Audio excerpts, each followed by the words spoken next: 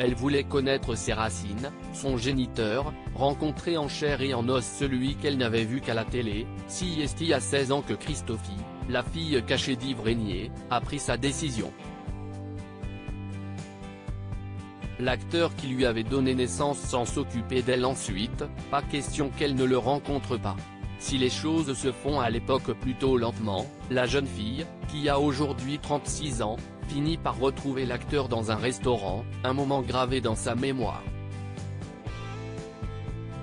Pour une bonne raison, elle n'a pas beaucoup vu ensuite celui qui est mort brutalement en avril 2021.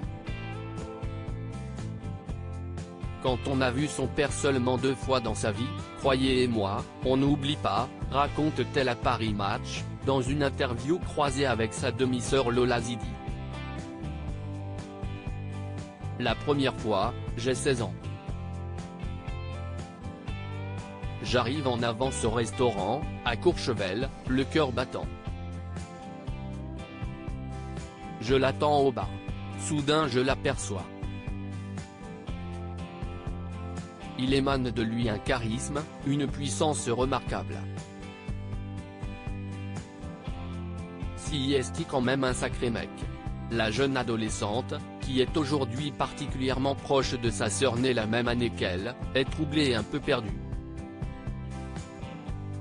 Je ne sais pas quoi dire, quoi faire. Il s'approche, m'embrasse, recule, me dévisage et lance, « Si est fou comme tu ressembles à ma sœur ». C'était sans doute une manière de la reconnaître, commente Lola. On a échangé plus ou moins régulièrement. Yves me demandait de l'appeler plus souvent, et cette attention me touchait. Mais on ne devient pas père et fille du jour au lendemain, se souvient-elle, avant de raconter leur dernière entrevue, particulièrement touchante. Je l'ai revue pour la seconde et dernière fois à 30 ans. Je n'étais plus une fillette tremblotante mais une femme, déjà mère d'un petit garçon.